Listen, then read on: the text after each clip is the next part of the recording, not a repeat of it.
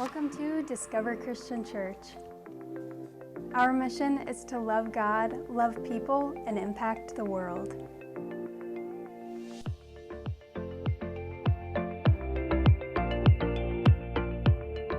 So my name's Jim Breckbuehler. I've been on sabbatical most of the summer. I'm the discipleship minister here, and I oversee groups and other good stuff. And I'll tell you this, we visited a lot of churches this summer, but it was so good to get back here. We missed you guys. We love this church, and thanks for giving us a really good church home. So some of you have asked me, like, how was your sabbatical? And so I've been very careful to choose my words, and I answered mostly, well, it was good and it was interesting with its challenges. And so this morning, I'm just going to share some takeaways from that I hope will be helpful to you. I want to lay some groundwork here. First of all, this is normally we have a sermon series, but this is just like a standalone sermon this morning. It was a very good sabbatical in that I came back renewed and a better leader. One of the reasons that the elders give us this is so that we can be refreshed and renewed and give us time to have concentrated reading and that type of thing. And so I was able to do a deep dive into Matthew and Isaiah and Hosea and read a lot of the other New Testament books and some other things. And with that, I was very renewed. And you understand at the very end why I wanted to come back so bad. And secondly, I got a sabbatical. And so as we go through this, I'm not wanting any sympathy whatsoever because most in the secular world don't get any. I mean, I didn't get one when I was not in the ministry, and so I'm thankful for that. But I'm just sharing what happened because it helps give you a perspective of where I'm coming from today. And thirdly, I know some of you are under constant pressure. This stuff is not just what you've been dealing with the last 3 months. This is stuff that you deal with all the time. So I want to start out by introducing you to this guy on the screen here. The guy on the right, sorry for my mug up there. Hopefully it don't scare anybody. But the guy on the right is my cousin Tim. And his name is Tim Bailey. That's my wife to his left, or his right. And Tim has an interesting story because when he was born, he was brain damaged from the use of forceps by the doctor. And his parents were told to institutionalize him. He won't amount to anything. So they didn't do that. And my uncle was a Bible college professor and a preacher and a music person. And so he and my aunt just kept him with them, and over time they noticed that he had this thing about the piano. And over his life, he has accumulated by playing by ear, he doesn't read music, hundreds of songs. And he has played in Austria and Japan and Germany and New Zealand. He's played in the White House a couple times at Christmas time. He's played with Liberace. And there was a thing probably 30 years ago. There was a young entertainer whose manager contacted my aunt, Rosie, and said, hey, he would like to play with Tim if he can. And so my aunt said, hey, I will get back to you. They traveled as the musicianaries, and they would preach and talk about Tim's disability, and he'd play. And so she got back to Elton John's manager and said, we have a commitment at a church. And I just thought that's cute. You knew where her priorities were. So over the span of time, he can't do financial stuff or health stuff. I buy his clothing and all that stuff, and I take care of all legal and financial stuff. He came to me last summer as I'm his guardian, but before we were just cousins hanging out and having fun. But now I have got, I love him to death, but he's my responsibility now.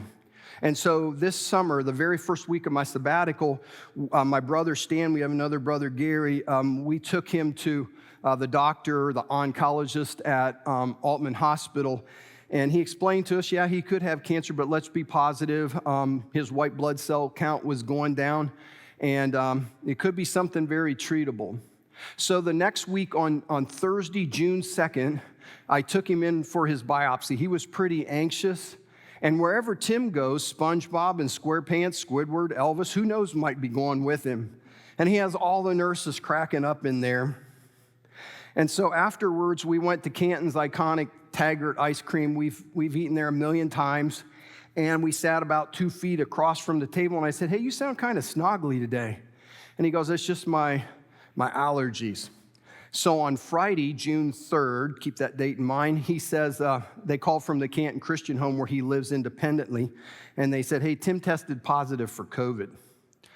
And I'm like, oh boy. And so he got over it, I didn't get it, and we moved on. So the next weekend, I went up to Amish country. I don't know if you guys just guessed it or I'm really a habit person, but you guys, a lot of you said, are you going to go biking and go to Holmes County? Yes, like a lot of you asked me that question. And so I'm up in Amish country, and I'm waiting for Cheryl to get up there. She was coming up Saturday morning, and I was going to ride in a charity ride on Saturday morning for the gift of Pure Gift of God. It's an adoption agency that provides funding for families that are trying to adopt to help with the cost. But on Friday, June 10th, nice day getting started, hanging out at my favorite coffee place up there, doing some work type of stuff. And later on, my brother called and said that our brother Gary, my nephew Thad, had found him and he had passed away. And it's haunted me that he died alone. And so I wrote in my journal that night. Stan and Diana were out in Montana, and Cheryl was in Columbus with the boys. She was coming up the next morning. And I just wrote, I didn't know what to do with myself. I'm reminded how lonely. And then I listed names of my friends that are lonely. I said, I know how they must feel all the time. Loneliness is usually my friend, but not tonight. And they have this all the time.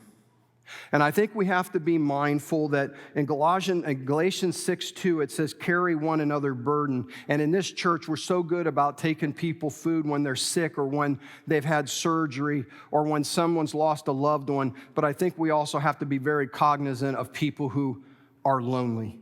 And maybe just take them a meal and eat with them, or take them out to lunch. You know, I choose to be alone, but this time I didn't, and it felt terrible, to be real honest with you. So that night, like I said, I didn't know what to do with myself, so I went into downtown Berlin in Holmes County, and I went to the concert on the square, and I was just wandering around. And there was a guy that was singing at this concert, and he was kind of like Johnny Cash style, which it's okay, but that's not kind of like my genre that I listen to. And so I also walked around too in town, but on the way back through, he was singing a song, and it was beautiful, and you can find it on YouTube. It's called God of the Mountain, and it's written by the Gaithers, and it's sung by a lady, Linda Randall. And it goes like this. Life is easy when you're on the mountain and when you've got peace of mind like you've never known. But things change when you're down in the valley. Don't lose faith, for you're never alone. For the God on the mountain is still the God in the valley. When things go wrong, he'll make them right, and the God of the good times is still God in the bad times. The God of the day is still God in the night. We talk of faith way up on the mountain. Talk comes so easily when life's at its best. Now down in the valleys of trials and temptation, that's where your faith is really put to the test. And I knew that there was a high probability that we would be looking at cancer, and then I lose my brother, and to be real honest with you, it was a real low point. And that song spoke to me. So the next day, I took part in the ride. It was good. And then after church on Sunday, Cheryl and I went to CCHO for their grill-off. Great place to go. Lots of burgers and stuff. And then we worked to help with the cleanup and that type of thing. But during that time leading up, I had wanted to do 2 rides. One would be from Washington, D.C. to Pittsburgh, but the other one was the first ride was going to go from the Ohio River up to Lake Erie, and it's actually called the Ohio Erie Trail. And I had tried everything I could to get this worked out, and it just wouldn't. It was just so hard. And I told Cheryl and the boys, I don't think the Lord wants me to go on this trip. It's just weird. So finally, I came and told Cheryl, I said, hey, I got this worked out because I'm trying to do it on a shoestring. She's not getting any benefit of this. And I said, I'm going to stay in an Airbnb for $50. I'll be home one night, and then 2 nights, we'll just camp for $30 a night. She goes, okay, that's cool. And it was to take place right on over June 17th, Friday, June 17th. So they call, and then the Airbnb guy calls and he says, sends me a cryptic message. It says, cancel please. He hasn't even met me. And he says, cancel please. And my son Kyle, who's kind of up on the Airbnb, said he's probably overbooked it. And so ask him to cancel so it doesn't count towards you. And so I did, and I just, I don't know why, but I'm going to put this one to rest. So they call from Altman Hospital, and they say, hey, the biopsy reports are in, and we want you to come in. I said, well, Tim has COVID. And they said, well, when did he have it? And I said, June 3rd's when he tested. And they said, okay, 14 days. We'll see you on June 17th. And I knew then why I didn't go. And so on June 16th, without even knowing what his diagnosis is, I get this call from University Hospital in Cleveland, and the lady said, we want to talk to you about Tim's bone marrow transplant. And I said, we don't even know what's wrong with him yet. And she says, okay, well, he's going to be isolated in the hospital for 6 weeks, no contact with humans, basically, which he is the world's biggest social butterfly. That would kill him. And somebody would need to live right up there by the hospital, and then for the next 10 weeks, a loved one would need to live with him nonstop for 10 weeks, 2 blocks from the hospital. I am the loved one. And I'm thinking, we're going to Cleveland for 4 months. And I'm thinking, I think we'll go to the James. And so on the 17th, we go in, and the doctor says, Tim, you have acute myelogenous leukemia. And so we begin our treatment of 7 days of shots followed by 3 weeks off, 7 days of shots followed by 3 weeks off. And then later in this time, we would have 4 days of observation, as then he would kick in to start the chemo pills. And so now it's time for me to go to, I won't say this, I just got to say this. I have a wonderful team helping me up there because I had no idea what I'm doing with developmental disabilities and all this stuff. And the disability ministry at First Christian Church in Canton, which is one of my home churches, and then the Canton Christian Home has been spectacular, along with Altman Hospital. So we get to this trip to D.C., and by then, I'm like, I don't really even want to go anymore. And my brother Stan said, you got to go because you've been talking about this forever. And I said, the weight of everything is I just don't feel like. He says, you got to go, and everything will be here when you get back. And so I did, and I take my bike box. I have researched it 2 times or more online with Southwest Airlines, and I have called Southwest Airlines and said, I will have this bike box. And they said, it'll be $75. We're used to it. And then I actually visited the counter like in the spring when I took somebody to the airport, and they said, no problem. So Friday, the July 8th, we get up there, and the guy says, we can't take that. And I'm like, wait a minute, my whole week is in this box. I've already financially committed to the places where I'm staying. And so Cheryl goes into prayer mode. She's texting her friends at Lifeline and people here, and I'm praying. And after like 15, 20 minutes, I'm like, can we talk to a supervisor? And he goes, wait a minute, I'll be right back. So he comes back and he says, they're going to take it, but TSA has to take the box apart. I had spent like 3 hours packing it the day before, so nothing would go wrong, but I didn't care at this point. So we get it, we're on the airplane, and I stopped shaking about 3 hours later. Had a great trip.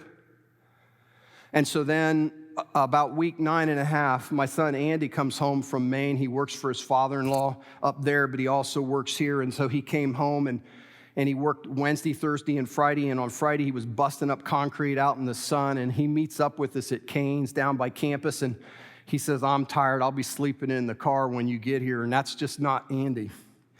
And so he ate dinner with us. You could tell he was tired. The next day on Saturday, He works all day, and Saturday night he came in the house, probably the first time he's ever come in that I didn't give him a hug. He went right to the couch. He says, I'm just exhausted, and he laid there the rest of the night until he went to bed. And I was busy when he came in. I think it was the Lord protecting me. The next morning, he got up and said, Dad, I've got a sore throat and a bad head cold. And I said, well, you're going to have to test, because we were headed up. Him and Cheryl were headed up to hang out with Tim before he went in for his chemo treatments, and I was going to go up and stay there while he was being observed. And so they go get the test, and Andy tests positive, Cheryl, Kyle, Uncle Greg, and Cousin Chase. So I go off to Canton with 5 dear loved ones having COVID, and then Tim's in the hospital. And I'm going to share with you where my peace came during that week. So at the end of that week, Paul texted me and he said, Steve and I have been talking. It's been kind of rough, and plus you've got the COVID thing going on. Why don't you take an extra week to kind of land things softly? And I'm like, I just really want to get back, but maybe that's a good plan. And so on Friday, I told him that I would go ahead, but I would start working some too. And by Saturday, I had sciatica. I've never had it. I had sciatica so bad, and by Wednesday, I couldn't even walk hardly. That was my extra week. And so that's kind of how it went. I'm just giving you that so that you see where I'm coming from and what I want to share right now. And Tim's hanging in there. My cousin, my nephew, Dad's taking care of my brother's stuff. COVID's all gone, and I'm almost back to normal. So at the very beginning of my sabbatical, I told Cheryl, the word that keeps popping up is humility. And I couldn't figure it out why, because one, I know that I wasn't near the front or the middle of the line when looks or brains or athletic ability or artistic ability was being handed out. Anybody want to say amen? Come on, you can do that. Jamie? Amen. All right. And I also know that I've never thought I was too good for a particular job. I worked my way through school by hauling manure and working in poultry processing plants and the hog processing plant. That doesn't bother me. But why did it keep coming up? And then I realized I have a humility problem. You see, there's a humility problem where we go, Lord, I love you. And I have these issues going on, and they're weighing me down. So I'm going to give them to you, Lord, because I trust you. And then we think about it, it's like, wait a minute, Lord, I know you're the creator of the universe, but I need to get those back because I will help you deal with my problems. And I need to fret, and I need to worry, and I need to make sure that I come up with 30 different scenarios that probably will never happen. And you see, worry in my life has been my Achilles heel. When I owned my own business over 20 years ago, I owned it for 20 years and then went into the ministry 20 years ago. Still have a very little tiny part on the side. Worry was huge. I was a 10, and it caused me great health issues. But over the years, it's probably before sabbatical had worked itself down to about a 3. Now, here's the thing. I feel like the Lord was saying, we're going to slide that up closer to a 1. You see, cancer and the death of a sibling and other things can leave you going, what's next, Lord? But as always, the Bible has an answer, and Peter addressed this with the persecuted church because these people were under great pressure. There was a lot of worry and anxiety, and I'm not talking here about clinical depression or clinical anxiety, chemical imbalance. I'm talking about the kind that we have control over. So he says to the people that are under all this pressure, he says, humble yourselves, therefore, under God's mighty hand. We might think he would have said, steel yourselves, get your weapons, charge ahead. He says, humble yourselves. Think about it this way. It would be like the hen who has the wings and the little chicks come under her wings and then she closes them to protect them. And that's what we need to do. Instead of giving them to him and then taking them back, we just give them to him. And in this particular case, then he says, in due course of time, I will lift you up. In other words, in some way, shape, or form, I will sustain you. Sometimes he answers the prayers the way we want them. Sometimes he may not. And other times he answers them way better than we could ever anticipate. And then Peter writes, cast all your anxiety, all your worry on him because he cares for you. He loves you. As each successive Friday went by, I don't do Fridays anymore, by the way. I have a 6-day week, just so you know. It's been causing some scheduling problems when you skip a day. But anyhow, when I got on my ride, I really needed a good Devo for my ride that week, and I found one, and I would highly encourage you look at it. It's on you. Let me tell you about YouVersion today. If you're looking, it's not there. Somebody forgot to put it up. Wasn't anybody else. I did it, okay? But it's okay. You can write these scriptures down. It's called Trust God with Your Future. I was sitting at a place in Harpers Ferry, West Virginia, and I was reading this. And it reads, when you are worried and anxious about the future, it could be a sign that you have forgotten to be thankful to God for today. When you show gratitude to God for the present, you affirm your trust in God to walk with you in the future. And the writer says, show me a man, but I'm going to change it to show me a man or woman. Show me a man or woman who is deeply worried about tomorrow, and I will show you a man or woman who may have failed to be thankful for the blessings of the day.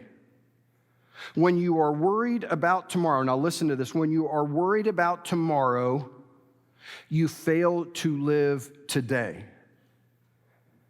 You cannot see or appreciate all the blessings and the goodness of today. This is probably the most impactful thing because you are already in tomorrow.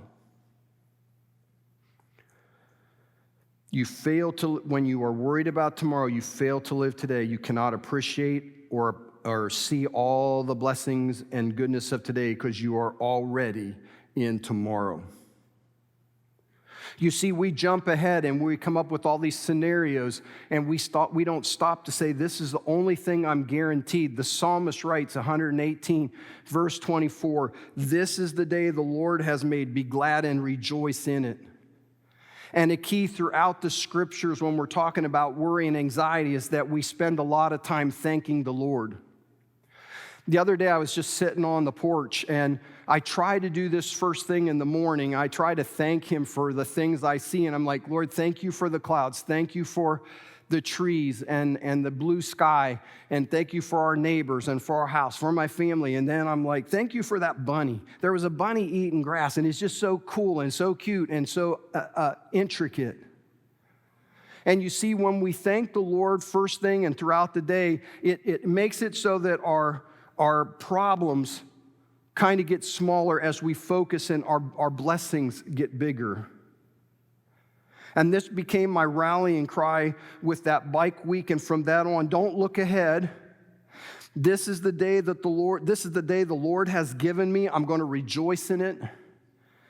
And then I asked the Lord, where are we going today? You see, when you're dealing with cancer, it's not like a broken leg. Put it in a cast, 6 weeks later, you take it off. Cancer's a moving thing. It involved hundreds of emails and texts and visits and all kinds of stuff. Isaiah 26:3 is a great scripture, and in the Holman Bible, it reads this, you will keep the mind, this is God, you will keep the mind that is dependent on you in perfect peace, for it is trusting in you. And granted, we may never get to that point where we have a perfect mind. The Bible will make statements intentionally. It was the literary style to overstate something.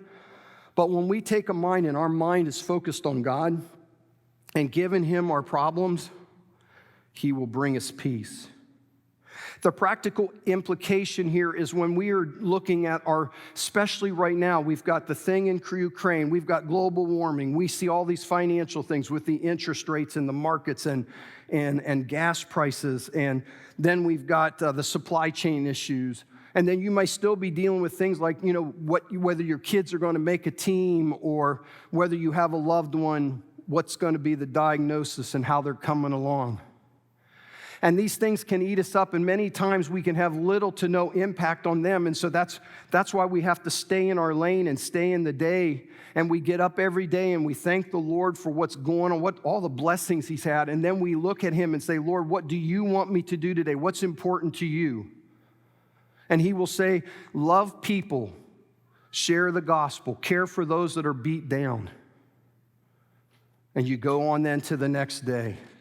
And you don't spend every day being eaten up by all these things of which we can contribute a little good, but can usually not have a big impact on. So I want to share this next part here. It's the CNO trail is actually a trail. It's mud, and it's where the canal, donkeys and horses rode. So when you're on the CNO canal going from Washington, D.C. up to Cumberland, Maryland, it's just a dirt path. And there's some parts that are kind of paved a little bit with rock. And you've got the Potomac on one side, and you've got this canal on the right, which is filled with either swampy water with lots of moss on it and tons of turtles, or just dirt. And that's it for 185 miles. And it gets a little monotonous. And so my good buddy Greg Howard told me, he says, you got to pay really close attention on that trail, because you'll be going along and then all of a sudden there's a big rock or a root, or the trail will just be washed away. And I was thinking a couple days in, I'm like, Greg gave me great advice and I need to be aware. And I'm going along and I'm like, wouldn't it be funny? I got all these people praying that I'm safe. If I went and rode this whole trail, 300 and some miles, and I never crashed on the trail, and then I crashed into town. I don't know where that came from. So I go 20 miles up, and I'm supposed to meet this shuttle driver who's going to take me to the other side of the Paw Paw Tunnel that was closed. So I get up there, I go into this parking lot. It's got kind of hard gravel, and nobody there. And I go to get off my bike, which is heavy, and I got off on the downside. I don't know why. And here comes my bike. And there I go. I slam on the ground. My helmet, thankfully, is on. And I'm laying there on the ground. And I'm like, right arm, left foot. Okay, everything's working. Please let my bike be good. And here comes this really nice pickup truck. And I'm like, don't stop. I'm fine. Don't stop. And he slows down. And I'm pointing downhill, laying on jagged rock. And he comes up and he goes, Jim? No, this is a shuttle driver. No. And I said, okay, hey, I just crashed, and I would like to ride my bike a little, make sure he's up. He said, okay, I just thought you were resting. And I was like, I don't usually rest on jagged parking lots. So I get up and I get to Cumberland, Maryland, where this hill starts. Now, here's the key. My good friend Kevin Deal told me, he goes, Hoot, you're going in the wrong direction. You got to go from Pittsburgh to D.C. And I said, why is that? And he said, because there's this 24-mile hill, and when you go the other direction, you're uphill. He said, you want to be coming from Pittsburgh, so it's 24 miles downhill, and then you go on into D.C. But I wanted to spend that time in D.C. because D.C. is a very friendly bicycle town, and I wanted to spend 2 or 3 days looking. I wanted to go out to Antietam, and I knew I needed to do it early, or I would never get back on the bike once I got there. Hey, Cheryl, I'm ready to come home. And once I got done, I know that's what would have happened. Another guy told me, yeah, you're going in the wrong direction, but there'll be other people. I never saw anybody through hiking going in my direction. So as you start the 24-mile hill, you see these trains right here. This train here will go up a track 16 miles. That's all the longer it is, and then it comes back down. And what happens is, I'm going along, I hear the train, and first of all, I get started. This thing's only like 2 to 3% grade, and I'm like, this isn't a big deal. This isn't going to be hard. And so I'm going along, and everything's fine. I hear the train come, and I'm like, this is so cool, and I'm taking video and waving at everybody when they go by as they're going down the hill. And then the next thing is you will see these guys that are, people like this. They're riding trail bikes. And all they do is just glide down, and they're waving at you, and I'm starting going up, and I'm waving at them. But by about mile 6, I'm like, this 2%'s getting kind of challenging. And by mile 10, I'm like, just sick of seeing smiling faces, okay? And so we keep going. I get to mile 12, and it just clicked. I'm like, you know what? If I went back downhill, I've got my miles. I got 24 miles, and it counts. And I'm like, no, don't do that. And so I keep going up, and you see some other cool stuff. The Mason-Dixon line crosses the trail. And this trail is a demarcation of multiple different states. It separates things out, and then there's a mile post that's there that marks where the Penns and the Calverts fought over all this ground. But it is a place also that marks the difference between the North and the South. It was kind of an informal dividing line during the Civil War. And as you keep going up the mountain, the views just keep getting better and better as you go. Now, to be real honest with you, as I was sitting there watching these as I was watching and taking these, I was sitting down, I'm like, that's really cool, but I just want to get this over with. I was gassed. So I get to mile 20, and I am sucking wind. I'm not a Tour de France person. I'm just an old guy biking, okay? And so I'm like, I got to make this. And bikers have all these gummies and these little cookies and all that, and nothing's working. About a week or so before I went on the trip, I called my good friend Chris Anderson. He's sitting over here somewhere, and I said, Chris, what do you think about nutrition? He's like an Uber biker, and he said, well, I got some stuff I'll bring over. And so he brought some stuff over, and I'm digging through my little pack, and all of a sudden, I come across these jelly beans, and they just say on them, caffeine and quick energy. So I had a few, I'm like, those are pretty good. And so I thought, well, I'll spread these out. So I ate one bag, and I'm like, it won't do me any good at the top of the mountain. I ate the other bag, okay? And so unbeknownst to Chris, like a week or two before, he gives me something that carries me the other 4 miles. Quick energy, caffeine. And so then you get to the top of the hill, and you start to see the tunnel that leads into the Eastern Divide, and then you go out the other side, and then when you're actually inside the tunnel, there is a picture that I'll show you here. And it's this one right here. On the far left is Washington, D.C., and on the far right is Pittsburgh. And you know where it goes straight up? That's the hill I just came up, and I'm like, the dude who said it was 2% failed his math class. It was 72%, I think. But this is the picture I really want you to focus on. It's going out the other side of the tunnel. When I went out the other side of the tunnel, it was a great feeling to get to the tunnel, but then I got on the other side, and the sun was just cascading in. The air was uber crisp. It's downhill the whole way to Myersdale. It was one of the best feelings I've had for a very long time. Now, here's why I show you this. It's not to show you my pictures of my trip. The whole time I was going up that hill, I felt the Lord was speaking to me, not in a visible, loud, audible voice, but he was just saying, this is what the Christian life looks like. You see, you start out and it looks pretty easy, but then you get going and it gets harder and harder, and sadly, some people, it gets so hard they just walk away. They walk away from Jesus.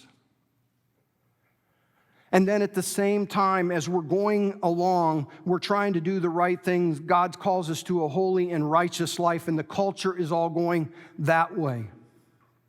And just like all those people were going to the bottom of the hill, and when they got there, they really couldn't celebrate anything. They didn't do anything.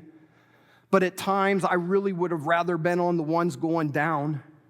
And so often as we're going along and going against the culture, we look and we say, you know, that guy's, look what he's doing in his business. I know the kind of person he is. He's not living a righteous life, but he's doing so well in his business. And look at that person, they switched out of a relationship and now they look so happy.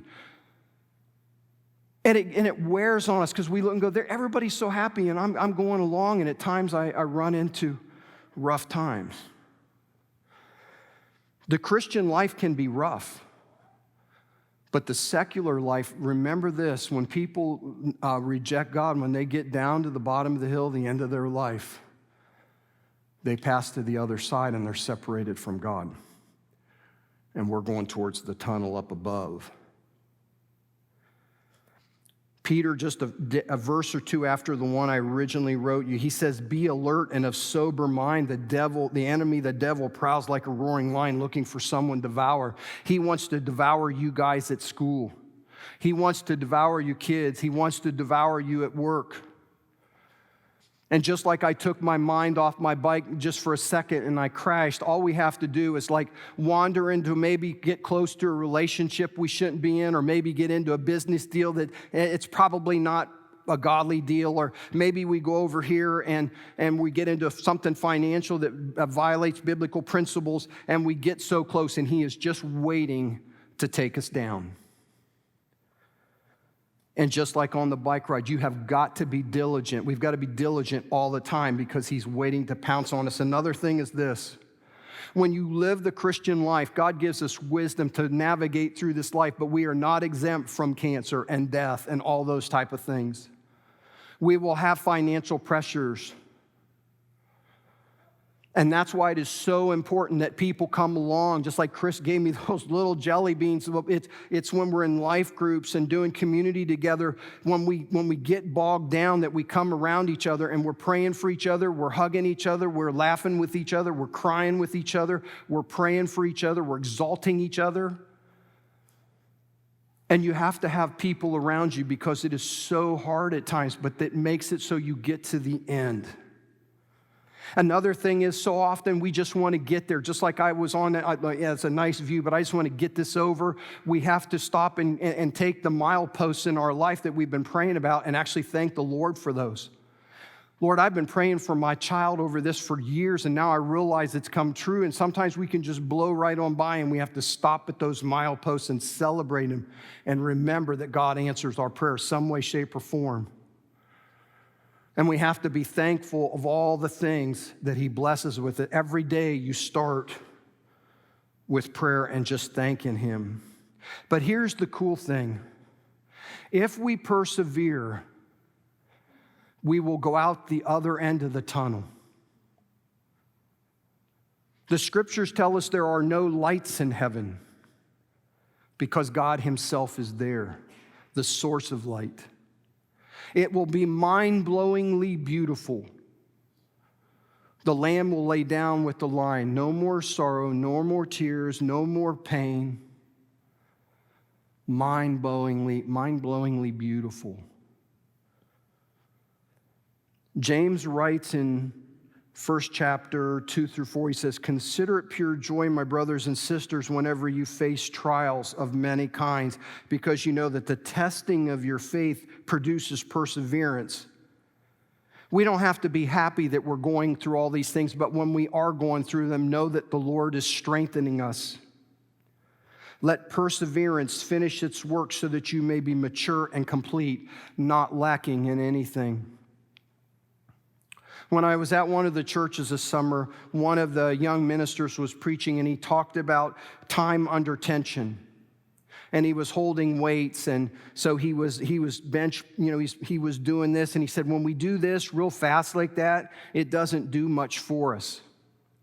But he says, when you lift the weight up real slow and put it down, it's a physiological term that they call time under tension. And when that happens, it builds the muscles up. And it's kind of like this, when we have trials, it makes a stronger faith. Now here's the application. Life is going to be tough, but the Christian life is also very good. We are blessed by great brothers and sisters. We have wisdom to go the distance. God is walking with us. But when we get into problems and when we get into the hard times, we got to remember that he is the God of the valley and he's the God of the mountains.